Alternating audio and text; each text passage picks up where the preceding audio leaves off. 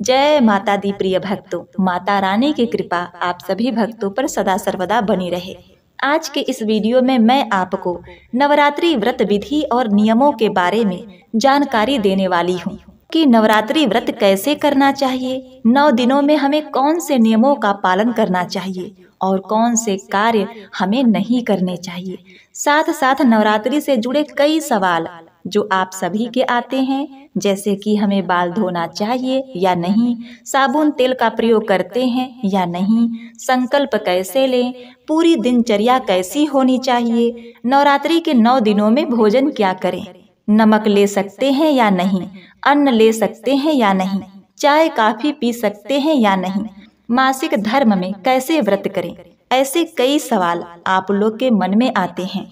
कई लोग पूछते हैं कि अगर हम अखंड दीप या फिर कलश की स्थापना नहीं कर रहे हैं तो व्रत कर सकते हैं 9 दिनों का या नहीं। कई लोगों के मन में यह भ्रम आता है कि हम 1 साल व्रत कर रहे हैं तो क्या हमें 3 या 5 साल लगातार व्रत करना होगा। हम उन सभी सवालों के जवाब इस वीडियो के माध्यम से देने वाले हैं, तो वीडियो के अंत तक बने रहें। अगर आप 9 दिनों की कठिन तपस्या कर रहे हैं, मेहनत कर रहे हैं, तो थोड़े से नियमों की जानकारी अगर ले लेते हैं तो आपका व्रत कहीं और ज़्यादा सफल हो जाता है, जल्दी और उत्तम फलों की प्राप्ति होती है। नवरात्रि शुरू होने से पहले कुछ तैयारियां करनी होती हैं, तो उसके विषय में बता देती हूँ। तो अगर आप सोच रहे हैं नवरात्रि व्रत करने के लिए तो आप अपना ब्रश जरूर नया खरीद लें। आप पुराने ब्रश को हटा दीजिए, क्योंकि रोज के जूठे ब्रश से हम ब्रश नहीं कर सकते। अगर पुराने नियमों की बात करें तो किसी भी शुद्ध पेड़ की दातुन से हमें दातुन करना चाहिए व्रत के दौरान। अगर आपको दातुन मिलना संभव न हो तो आप टूथपेस्ट के जगह पर किसी भी अच्छे दंत मंजन का प्रयोग कर सकते हैं, क्योंकि प्रिय भक्तों, टूथपेस्ट से अधिक अच्छा होता है दंत मंजन पाउडर के रूप में। उसका प्रयोग करने पर शुद्धता की संभावना ज्यादा अधिक रहती है। अगला चीज यह है कि आपको अपना बिस्तर अलग कर लेना चाहिए। अगर आप शादीशुदा हैं, विवाहित हैं, तो अलग से सोने की व्यवस्था कर लीजिए, क्योंकि नवरात्रि में पूर्ण ब्रह्मचर्य का पालन करना होता है। अगर आप शादीशुदा नहीं भी हैं तो आपको पहले से ही अपना बिस्तर साफ कर लेना चाहिए। जैसे कि हम पुराने रीति रिवाजों नियमों की बात करें तो धरती पर सोना चाहिए, नहीं संभव है तो लकड़ी के बिस्तर पर अर्थात चौकी पर सो सकते हैं, लेकिन आप चारपाई पर मत सोइएगा। अगर आप 9 दिनों तक नवरात्रि का व्रत कर रहे हैं तो आपको मुलायम गद्देदार बिस्तर पर नहीं सोना चाहिए। आप नवरात्रि से पहले ही अपने बिस्तर को साफ सुथरा कर लीजिए और नवरात्रि के दौरान ठोस बिस्तर का ही प्रयोग करें, मतलब कि मुलायम ना हो उसे प्रयोग करें। तो देखिए, जो भी नियम मैं बता रही हूँ, भले ही आपको लगे कि मैं बहुत ज़्यादा पुराने नियमों को बता रही हूँ, लेकिन अगर आप जितनी कठिन तपस्या करेंगे ना भक्तों, उतनी ज्यादा उत्तम फलों की प्राप्ति होगी, उतनी जल्दी मनोकामनाएं पूर्ण होती हैं। व्रत में बड़ी ताकत होती है। व्रत का आपको कहीं ना कहीं फल अवश्य मिलता है। दूसरा यह है कि जो आप फलाहार अगर लेना चाहते हैं तो आप बाजार जाकर पहले से ही उन चीजों की व्यवस्था कर लें। तो आप अगर नवरात्रि का व्रत रख रहे हैं तो नवरात्रि के पहले दिन आपको जो स्नान करना है, स्नान के जल में हल्दी डालकर स्नान करना चाहिए। सिर्फ नहाने के पानी में पहले दिन ही हल्दी डालकर स्नान करना है, रोज रोज नहीं। अगर आप कलश स्थापना करना चाहती हैं, अखंड दीप स्थापना करना चाहते हैं तो बिल्कुल करिए। नहीं करना चाहते हैं तो बिना अखंड दीप, बिना कलश स्थापना के ही आप इस व्रत को कर सकते हैं। इसमें कोई शंका वाली बात नहीं है। सामान्य तौर पर आपके घर में जो भी दुर्गा माता की फोटो है उनकी पूजा पंचोपचार से या फिर षटसोपचार से करते हैं। पंचोपचार का मतलब है केवल चंदन, पुष्प, अक्षत, धूप, दीप, नैवेद्य से, इतने से ही आप पूजा कर सकते हैं। षटसोपचार में आप 16 प्रकार की पूज्य वस्तुओं का इस्तेमाल करिए, उसे षटसोपचार पूजा विधि कहते हैं। और जिन लोगों का यह प्रश्न आता है कि क्या हमें 3 या 5 साल लगातार व्रत करना होगा, ऐसा कुछ नहीं है। अगर आपकी मन्नत है, संकल्प है, तो आप लगातार व्रत करिए। अगर आपका संकल्प नहीं है तो आप 1 साल भी कर सकते हैं, लगातार भी कर सकते हैं, आपकी जैसी भक्ति भावना। अगर आपने संकल्प लिया है 5 साल या 3 साल व्रत करने का तो आपको करना ही पड़ेगा। अगर नहीं करेंगे तो आपको दोष लगेगा। यदि आप व्रत कर रही हैं तो आपको उद्यापन जरूर करना चाहिए। किसी तरह का व्रत सफल तभी माना जाता है जब आप उसका उद्यापन करते हैं। तो प्रिय भक्तों, अब हम बात करते हैं संकल्प की। तो देखिए, हाथ में चावल, फूल, कुसा और थोड़ा सा जल ले लीजिए और इसके बाद आपको जिस प्रकार से व्रत करना है और व्रत की सफलता के लिए माता से कामना करें। अब संकल्प लेने के बाद आपकी दिनचर्या क्या होगी? तो आपको पंचोपचार से या फिर षटसोपचार से माता का पूजन करना चाहिए। अगर आप श्री दुर्गा सप्तशती का पाठ करना चाहते हैं तो वह आप कर सकते हैं। नहीं करना चाहते तो आप ओम दुम दुर्गाय नमः, ओम दुम दुर्गाय नमः पूरे दिन इस मंत्र का जाप आपको जरूर करना चाहिए। कोई पाठ करे या फिर ना करे, लेकिन दुम दुर्गाय नमः का जाप आपको करना ही चाहिए। इसी से व्रत की सफलता होगी। कोई भी नाम जब अगर हम करते हैं ना, तो वह सबसे ज्यादा शक्तिशाली बना देती है हमारे व्रत को। तो नाम जप करना बिल्कुल मत भूलिएगा। अगर आप छोटी छोटी गलतियां भी कर रही हैं तो नाम जप अवश्य करें। ओम दुम दुर्गाय नमः कहिए। ऐसे कहने से आपके द्वारा की गई छोटी छोटी गलतियां, अनजाने में कहे गए शब्द ओम दुम दुर्गाय नमः कहने से भस्म हो जाती हैं। व्रत में माता की दोनों समय आरती जरूर करनी चाहिए। 5 सुपारी, लौंग, इलायची यह माता को जरूर अर्पित करनी चाहिए। और कई लोगों का प्रश्न यह है कि हम शैम्पू और साबुन तेल उपयोग में ला सकते हैं या नहीं। तो देखिए भक्तों, कई चीजें ऐसी होती हैं जो सौभाग्यवती स्त्री अगर प्रयोग में लाए और दुर्गा जी के व्रत में आपको लग रहा है कि आपको इन चीजों का त्याग करना चाहिए तो बिल्कुल करना चाहिए। लेकिन पुरुषों के लिए विशेष रूप से साबुन और शैम्पू का प्रयोग न करें। आप व्रत के एक दिन पहले ही शैम्पू से बाल धो लें। अब फिर रोज रोज यदि आपको बाल धोना है तो आप सिर्फ पानी से ही बाल धो लीजिएगा, क्योंकि साबुन और शैम्पू जो है उसमें सुगंधित उपटन तेल होते हैं, क्रीम में भी सुगंधित चीजें होती हैं। तो हमें इन सब चीजों का उपयोग नहीं करना चाहिए। सौभाग्यवती स्त्रियां जो हैं समान तौर पर श्रृंगार करती हैं, जैसे चूड़ी, बिंदी और सिंदूर। इन सब के लिए उन्हें मनाही नहीं है, वे कर सकती हैं। लेकिन लिपस्टिक, नेल पॉलिश, इसमें जो अनेक प्रकार की चीजें मिलाई जाती हैं उसका आपको प्रयोग नहीं करना चाहिए। जिसमें अल्कोहल होता है तो हमें इन सब चीजों का प्रयोग नहीं करना चाहिए। और पुरुषों की बात करें तो उन्हें दाढ़ी या बाल नहीं बनवाना चाहिए, नाखून नहीं काटना चाहिए, ब्रह्मचर्य व्रत का पालन करना चाहिए। इन बातों का आप थोड़ा सा ध्यान रखिएगा कि ब्रह्मचर्य में कौन कौन से चीजें शामिल होती हैं। जैसे कि आपको अश्लील चीजें नहीं देखना चाहिए, न ही सुनना चाहिए, न ही सोचना चाहिए, न तो स्पर्श करना चाहिए। ब्रह्मचर्य का मतलब ये नहीं कि सिर्फ स्पर्श करना है, इसमें कई तरह की चीजें आती हैं। जैसे कि आप मोबाइल पर कई तरह की अश्लील चीजें देख लेती हैं, तो इसके लिए आप क्या कर सकते हैं, अपना ईमेल चेंज कर दीजिए। नवरात्रि व्रत के दौरान कम से कम मोबाइल फोन का उपयोग करें।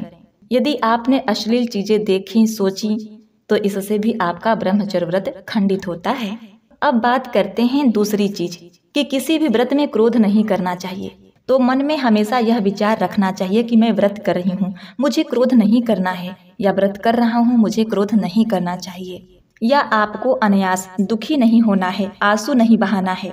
पूजा पाठ में यदि आंसू आ जाते हैं, गिर जाते हैं तो कोई बात नहीं, लेकिन इस तरह यदि आप नवरात्रि का व्रत कर रहे हैं तो आपको दुखी नहीं होना चाहिए, आंख में आंसू नहीं लाना चाहिए। प्रिय भक्तों, यह सवाल भी आता है कि घर में बच्चे हैं, कभी कुछ शैतानियां करते हैं, कभी कुछ मन चिड़चिड़ा हो जाता है, तो क्रोध आ जाता है, तो हम क्या करें। तो अगर ऐसा होता है, आपको क्रोध भी आ जाता है, तो तुरंत ओम दुम दुर्गाय नमः का जाप करें। ऐसे करने से आपके द्वारा की गई जो निंदा है, जो बुराई है, जो क्रोध है, वह भस्म हो जाती है। और फोन पर कम से कम बातें करें, क्योंकि हम फोन पर बात करते हैं तो किसी न किसी की बुराई, किसी न किसी की निंदा हो ही जाती है, तो इससे बचें। और व्रत के दौरान सोया नहीं जाता, संभव हो तो बिल्कुल भी नहीं सोना चाहिए। और आपको दिन भर दुम दुर्गाय नमः का जाप करना चाहिए। व्रत के दौरान सोना निषेध होता है। व्रत के दौरान कोशिश करें कि दोपहर में कि कुछ न कुछ काम करते रहें और माता के नाम का जप करते रहें। इससे आपको उत्तम फलों की प्राप्ति होगी, आपकी मनोकामनाएं बहुत जल्द पूर्ण होगी। अगली चीज यह है कि कई लोग 9 दिन का व्रत रखते हैं तो चप्पल जूता छोड़ देते हैं। अगर आप चप्पल जूता छोड़ देते हैं तो बहुत अच्छी बात है, नंगे पैर ही आप रहा करिए। यदि आप नहीं छोड़ पाते हैं तो कोई बात नहीं, लेकिन ध्यान रहे चमड़े की चीज का प्रयोग बिल्कुल भी ना करें, जैसे पर्स, बेल्ट और भी जो चमड़े से बनी चीजें हैं उसका प्रयोग न करें। अलग से निकाल कर नवरात्रि से पहले ही आप रख दें। और अगर बात करें भोजन पानी की, तो देखिए चाय और कॉफी, अक्सर लोग पूछते हैं कि अगर आपको सिर दर्द हो रहा है तो क्या आप चाय ले सकते हैं। तो प्रिय भक्तों, व्रत के दौरान चाय और कॉफी बिल्कुल भी नहीं ली जाती। यदि आप बीमार हैं, दवाई लेना चाहते हैं तो दवाई ले सकते हैं, इसमें कोई दिक्कत नहीं है। इससे आपका व्रत खंडित नहीं होता। माता रानी से क्षमा प्रार्थना करके आप दवा ले सकते हैं, लेकिन जो चीजें आपसे बर्ताव में आ सकती हैं उनका बर्ताव कीजिए। और व्रत में आपको नमक का बिल्कुल भी प्रयोग नहीं करना चाहिए। यदि आप फलाहार पर रहते हैं तो बहुत अच्छी बात है। अगर आप भोजन करना चाहती हैं एक समय का तो कोई दिक्कत की बात नहीं है। आप उसमें भी दिन भर उपवास करके शाम के समय एक अन्न ग्रहण कर सकती हैं। और अगर नमक का प्रयोग करना है तो सेंधा नमक का प्रयोग करें। अगर आप फलाहार पर रह रहे हैं तो मैं कहूँगी कि आप साबूदाना का प्रयोग ना करें, क्योंकि इनको बनाने की स्थिति कई प्रक्रिया से गुजरती है, तो यह देखने में सही नहीं लगता। और हाँ, कुट्टू का आटा, सिंघाड़े का आटे का प्रयोग कर सकते हैं। आप कोशिश करें कि सिंघाड़े को घर पर ही कूट कर, पीस कर उसका यूज करें। दूसरी चीज यह है हवन और कन्या पूजन। यह बहुत ज्यादा जरूरी होती है दुर्गा पूजा में, तभी यह व्रत सफल होता है। अगर आप एक रात्रि का व्रत करना चाहते हैं, पंचरात्रि का व्रत करना चाहते हैं, 9 दिनों का व्रत करना चाहते हैं, चढ़ती उतरती करना चाहते हैं, अर्थात पहले दिन का और अंतिम दिन का, तो आप बिल्कुल कर सकती हैं। कितने लोग होते हैं कि नवमी को कन्या पूजन करते हैं, कितने लोग हैं जो कि अष्टमी को करते हैं। लोग दोनों दिन ही कन्या पूजन कर सकते हैं, अष्टमी चाहे नवमी को। प्रिय भक्तों, एक बात का ध्यान रखिएगा कि नवरात्रि व्रत के अंतिम दिन आपको हवन अवश्य करना है। तो प्रिय भक्तों, इस बार नवरात्रि 8 दिनों की है, तो आइए अब जान लेते हैं कि किस दिन किस देवी की पूजा करना है। तो प्रिय भक्तों, चैत्र माह के शुक्ल पक्ष की प्रतिपदा तिथि की शुरुआत शनिवार 29 मार्च को शाम के 4:27 पर शुरू होगी। वहीं 30 मार्च को प्रतिपदा तिथि दोपहर के 12:49 पर समाप्त होगी। सनातन हिंदू धर्म में उदया तिथि मान्य है, तो इस अनुसार 30 मार्च को घट स्थापना की जाएगी। इसके साथ ही चैत्र नवरात्र की शुरुआत होगी। अब आइए जानते हैं घट स्थापना का शुभ समय। ज्योतिष गणनाओं के अनुसार 30 मार्च को घट स्थापना सुबह के 6:13 से लेकर सुबह के 10:22 तक की जाएगी। इस समय में स्नान ध्यान करके कलश स्थापना कर सकते हैं। इसके बाद अभिजीत मुहूर्त 12:01 से लेकर दोपहर के 12:50 के मध्य भी कलश स्थापना कर सकते हैं। इन 2 शुभ युग में घट स्थापना कर सकते हैं। जगत जननी माँ दुर्गा बेहद दयालु एवं कृपालु हैं। अपने भक्तों पर अपनी कृपा बरसाती हैं। उनकी कृपा से व्रती की हर मनोकामना पूरी होती है, साथ ही सुख और सौभाग्य में अपार वृद्धि होती है। ज्योतिष भी मानसिक एवं शारीरिक कष्टों से मुक्ति पाने के लिए देवी माँ दुर्गा की पूजा करने की सलाह देते हैं। तो नवरात्रि का पहला दिन रहेगा 30 मार्च रविवार को, जिस दिन कलश की स्थापना की जाएगी। माँ श्री शैलपुत्री की पूजा भी इसी दिन होगी। नवरात्रि का दूसरा और तीसरा दिन इस बार रहने वाला है 31 मार्च सोमवार को, यानी कि दूसरे और तीसरे नवरात्रि की पूजा 31 मार्च सोमवार को होगी, जिसमें माँ ब्रह्मचारिणी और माँ चंद्रघंटा की पूजा की जाएगी। और द्वितीय तिथि आरंभ होगी 30 मार्च रविवार को दोपहर के 12:05 से, और उसकी समाप्ति होगी 31 मार्च सोमवार को सुबह के 9:01 से। और तृतीया तिथि समाप्त होगी 1 अप्रैल मंगलवार को सुबह के 5:22 पर। क्योंकि मंगलवार को सूर्योदय से पहले ही तृतीया तिथि समाप्त होगी, इसलिए इस बार 31 मार्च सोमवार को 2 नवरात्रि व्रत की पूजा एक साथ पड़ रही है। नवरात्रि का चौथा दिन 1 अप्रैल मंगलवार को रहेगा, जिस दिन माँ कुष्मांडा की पूजा की जाएगी। चतुर्थी तिथि प्रारंभ होगी 1 अप्रैल मंगलवार को सुबह 5:43 से, और चतुर्थी तिथि समाप्त होगी 2 अप्रैल बुधवार को सुबह के 2:03 तक। यानी देखा जाए तो यह मंगलवार की मध्य रात्रि का ही समय रहेगा। चैत्र नवरात्रि का 5वां दिन रहेगा 2 अप्रैल बुधवार को, जिस दिन माँ स्कंद माता की पूजा की जाएगी। पंचमी तिथि प्रारंभ होगी 2 अप्रैल बुधवार को सुबह के 2:33 से पंचमी तिथि समाप्त होगी। 2 अप्रैल बुधवार को रात को ही 11:49 पर षष्ठी तिथि में मां कात्यायनी की पूजा की जाएगी। और छठा दिन रहेगा 3 अप्रैल गुरुवार को। षष्ठी तिथि प्रारंभ होगी 2 अप्रैल बुधवार को रात के 11:05 से और षष्ठी तिथि समाप्त होगी 3 अप्रैल गुरुवार को रात के 9:04 पर। सप्तमी तिथि मां कालरात्रि को समर्पित होगी। तो नवरात्रि का 7वां दिन रहेगा 4 अप्रैल शुक्रवार को। सप्तमी तिथि प्रारंभ होगी 3 अप्रैल गुरुवार रात 9:04 से और सप्तमी तिथि समाप्त होगी 4 अप्रैल शुक्रवार के रात के 8:01 पर। जो लोग 9 दिन का उपवास नहीं कर रहे हैं, केवल पहला और आखिरी उपवास कर रहे हैं, ऐसे में जिसके घर में अष्टमी को कन्या पूजन किया जाता है तो उन्हें सप्तमी को उपवास करना होगा और सप्तमी तिथि 4 अप्रैल शुक्रवार को ही रहेगी। अष्टमी तिथि में मां महागौरी की पूजा की जाती है। तो नवरात्रि का 8वां दिन रहेगा 5 अप्रैल शनिवार को और अष्टमी तिथि प्रारंभ होगी 4 अप्रैल शुक्रवार की रात 8:01 से। अष्टमी तिथि समाप्त होगी 5 अप्रैल शनिवार शाम के 7:26 पर। नवमी तिथि में मां सिद्धिदात्री की पूजा की जाती है और 9वां दिन रहेगा 6 अप्रैल दिन रविवार को। नवमी तिथि प्रारंभ होगी 5 अप्रैल शनिवार की शाम 7:27 से। नवमी तिथि समाप्त होगी 6 अप्रैल रविवार की शाम 7:23 पर। रामनवमी यानी कि दुर्गा नवमी तिथि रहेगी 6 अप्रैल दिन रविवार को। तो जिनके यहाँ अष्टमी को कन्या पूजन होता है वे 5 अप्रैल को कन्या पूजन करेंगे।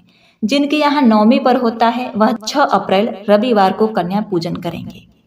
10वें दिन कलश विसर्जन किया जाता है और नवरात्रि व्रत का पारण किया जाता है। हालांकि बहुत से लोग अष्टमी तिथि को ही कन्या पूजन करके या नवमी तिथि को ही कन्या पूजन करके व्रत का पारण करते हैं और कलश विसर्जन कर लेते हैं। तो 10वीं तिथि प्रारंभ होगी 6 अप्रैल रविवार को शाम के 7:02 से और उसकी समाप्ति होगी 7 अप्रैल सोमवार को रात के 8 बजे।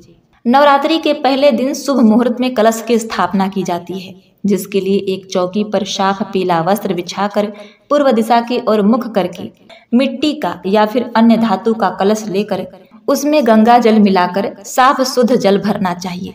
उसमें लौंग का 1 जोड़ा और पीसी हुई हल्दी हो तो डाल दीजिए या फिर हल्दी का गांठ डाल दीजिए और 1 कौड़ी, थोड़ा इत्र, अक्षत, पुष्प डाल दीजिए और उसमें दुर्वा घास डाल दीजिए। उसके ऊपर आप आम या अशोक के 7 पत्ते या 5 पत्ते रख लीजिए। पत्ते साफ सुथरे हों। उसके ऊपर आपको पानी वाला नारियल चुनरी में लपेटकर कलावे से बांधकर रखना चाहिए। फिर सभी नवग्रहों और कलश के अंदर वास करने वाले सभी देवी देवताओं का, सभी शुभ शक्तियों का आवाहन करके कलश की पूजा के लिए आपको माँ भगवती की प्रतिमा या तस्वीर की स्थापना करके नवरात्रि पूजन का शुभारंभ करना चाहिए और पूरे 9 दिन तक इस कलश की शुद्धता का आपको ध्यान रखना चाहिए। और उसके बाद जय हो, ओम दुम दुर्गाय नमः कहते हुए हाथ में 1 चम्मच जल लेकर हाथ धो लें। अब अपने आप को तिलक लगाएं, साथ में अपने परिवार को भी टीका लगाएं। अब अखंड घी के दीपक जला लें। याद रखिए, अखंड दीपक 9 दिन तक बुझना नहीं चाहिए। कलश अपनी जगह से हिलना नहीं चाहिए। हाथ में पुष्प और चावल रखें। संकल्प लें कि हे माँ, मैं भक्ति भाव से आपकी पूजा अर्चना करने जा रही हूँ और मेरी मनोकामनाएं पूरी करें। मेरा घर सुख शांति से भरा रहे। और इसके बाद अपने मन की मनोकामना बोलिए और वह पुष्प और चावल माता के सामने अर्पित कीजिए। अब फूल को जल में डुबोइए और उसी फूल से जल का छिड़काव कीजिए। उसके बाद हल्दी कुमकुम से दुर्गा माँ की प्रतिमा पर तिलक कर लें और कलश पर भी तिलक कर लें। इसके बाद अक्षत को प्रतिमा के ऊपर छोड़ें, कलश भी अर्पित करें। चुनरी माता के प्रतिमा पर चढ़ा दें। अब कलश पर रखे नारियल पर भी चुनरी चढ़ाएं। अब कलश पर छुट्टे फूल अर्पित करें। माता की प्रतिमा को हार पहनाएं। उसके बाद श्रृंगार का सामान माता के चरणों में रखें। सुहागन महिलाएं माता को श्रृंगार चढ़ाकर अपने सुहाग की रक्षा के लिए प्रार्थना करें। माता के सामने घी का दिया जलाएं। दिए को भी आप फूल से आसन दें। इसके बाद धूप और दीप माता को दिखाएं। घर में रखे हुए प्रसाद को माता को दिखाकर चौकी के पास रखें। अब 5 प्रकार के फल माता को चढ़ाएं। माता रानी को खट्टे फल बिल्कुल भी नहीं चढ़ाएं। अब नारियल और दक्षिणा माता की प्रतिमा के पास रखें। अब मिट्टी का छोटा मटका लेकर उसमें मिट्टी डालें और जो बोते हैं और उस पर मिट्टी के ऊपर शुद्ध जल डालें। मटकी पर मौली बांधकर माता की प्रतिमा के बाएं तरफ रख लें। अब मटकी पर हल्दी कुमकुम का टीका लगाकर अब वही टीका अपनी मांग में लगा लें। थोड़े से छुट्टे फूल मटके पर अर्पित करें। इस रिवाज को कुछ लोग खेती भिजोना कहते हैं या जौ रोपना कहते हैं। पहले नवरात्र से लेकर आखिरी नवरात्र तक रोज सुबह स्वच्छ जल से उस मटके में जिसमें आपने जौ रोपा है जल अर्पित कीजिए। इस खेती को लाल चुनरी से ढककर उसमें कुछ पैसे रखकर विसर्जन करते हैं। अब दोनों हाथों से फूल और अक्षत लेकर दुर्गा माता से प्रार्थना करें कि हमसे इस पूजा विधि में कोई गलती हो गई हो तो क्षमा करें और ओम दुम दुर्गाय नमः मंत्र का उच्चारण 3 बार जोर जोर से करते हुए माता के चरणों में फूल और अक्षत छोड़ दें। अब दुर्गा सप्तशती का पाठ करें। अब दुर्गा माँ के कपूर और घी का दीपक जलाकर आरती करें। फिर अपने परिवार को आरती दें, खुद भी आरती लें। उसके बाद आरती की थाली माँ के पास रखते हुए 1 चम्मच पानी लेकर आरती के ऊपर से घुमाएं और नीचे छोड़ दें। अब अपने परिवार को प्रसाद दें। यदि आपने पहले और आखिरी दिन का व्रत संकल्प लिया है तो आप प्रसाद ग्रहण कर सकते हैं। यदि 9 दिनों का व्रत संकल्प लिया है तो आप प्रसाद व्रत की समाप्ति के बाद ही करें। जिन महिलाओं ने 9 दिन नवरात्रि का व्रत रखने का संकल्प लिया है वह प्रतिदिन माता के 9 रूपों की पूजा दिन के हिसाब से करें। व्रत रखने वाली महिलाएं प्रतिदिन फूलों का हार, चुनरी, धूप माता को फिर से चढ़ाकर आरती करें और दुर्गा चालीसा का पाठ करें। नवरात्रि पूरे होने पर कलश में रखे हुए पानी के छींटे पूरे घर में मारें। ध्यान रहे हर दिन माता को अलग रंग की चुनरी चढ़ाना चाहिए। जो लोग 9 दिन का व्रत रख रहे हैं उनके लिए यह है। नवरात्रि के 9 दिनों में 9 अलग अलग देवियों की पूजा की जाती है और प्रत्येक देवी के लिए एक विशिष्ट रंग निर्धारित है जो इस प्रकार से है। पहला दिन माता शैलपुत्री जिन्हें पीला या नारंगी। दूसरा दिन ब्रह्मचारिणी, इन्हें हरा रंग पसंद है। तीसरा दिन चंद्रघंटा, इन्हें नारंगी रंग प्रिय है। चौथा दिन कुष्मांडा, इन्हें स्लेटी रंग पसंद है। 5वां दिन स्कंद माता, इन्हें सफेद। 6ठा दिन कात्यायनी, इन्हें लाल। 7वां दिन कालरात्रि, इन्हें नीला। 8वां दिन महागौरी, इन्हें गुलाबी और 9वां दिन सिद्धिदात्री, इन्हें बैगनी रंग प्रिय है। प्रिय भक्तों, इस प्रकार से अपने परिवार के रीति रिवाज के हिसाब से कन्या पूजन अष्टमी या नवमी को किया जाता है। यह कन्या पूजन नवरात्रि के व्रत का एक बहुत ही अहम हिस्सा माना जाता है। इस व्रत के लिए 10 साल तक की 9 लड़कियों की जरूरत होती है, जिसमें महिलाएं माँ जगदम्बा के सभी 9 रूपों को याद करते हुए घर में आई सभी कन्याओं की पैर छूती हैं। उनके हाथ में मौली बांध के माथे पर बिंदी लगाती हैं। उनको हलवा पूरी और चने खाने के लिए देकर उन्हें कुछ रुपए देती हैं और जय माता दी कहकर कन्याओं के पैर छूकर उनके जाने के बाद खुद और अपने परिवार के साथ प्रसाद और भोजन उसी जगह पर करती हैं जहां कन्याओं को भोजन कराती हैं। तो प्रिय भक्तों, इस प्रकार से नवरात्रि की पूजा की जाती है। और आपको बता दें कि इस साल 2025 में चैत्र नवरात्र का समय कुछ राशियों के लिए बेहद शुभ रहेगा, क्योंकि इस दौरान शुक्रदेव उदित होने वाले हैं। बताया जा रहा है कि कुछ राशियों के जातकों को माँ दुर्गा की विशेष कृपा प्राप्त होगी और उनके रुके काम पूरे होंगे। तो चलिए जानते हैं कि ये विशेष राशियां कौन सी हैं। जिसमें पहली राशि है मकर राशि। मकर राशि के जातकों के लिए चैत्र नवरात्र का समय बेहद शुभ रहेगा। शुक्रदेव मकर राशि वालों के 3रे भाव में उदित होने वाले हैं, जिसकी वजह से इन्हें हर क्षेत्र में सफलता मिलेगी। लंबे समय से रुके हुए काम पूरे होंगे। आर्थिक स्थिति मजबूत होगी। नौकरी में प्रमोशन मिलने के भी योग हैं। इसके साथ ही व्यापार में भी लाभ होगा और पारिवारिक जीवन सुखमय रहेगा। दूसरी राशि है कुंभ राशि। कुंभ राशि के जातकों के लिए भी चैत्र नवरात्र का समय किस्मत को चमकाने वाला साबित हो सकता है। इस दौरान आपको भाग्य का पूरा साथ मिलेगा। आपके सभी रुके काम पूरे होंगे। नौकरी में तरक्की के योग हैं। व्यापार में भी लाभ होगा। छात्रों के लिए भी यह समय अनुकूल रहेगा। इसके साथ ही प्रतियोगी परीक्षाओं में सफलता मिलने के योग हैं। तो प्रिय भक्तों, यह थी आज की चैत्र नवरात्रि की विशेष वीडियो। उम्मीद करते हैं आपको यह जानकारी अवश्य ही पसंद आई होगी।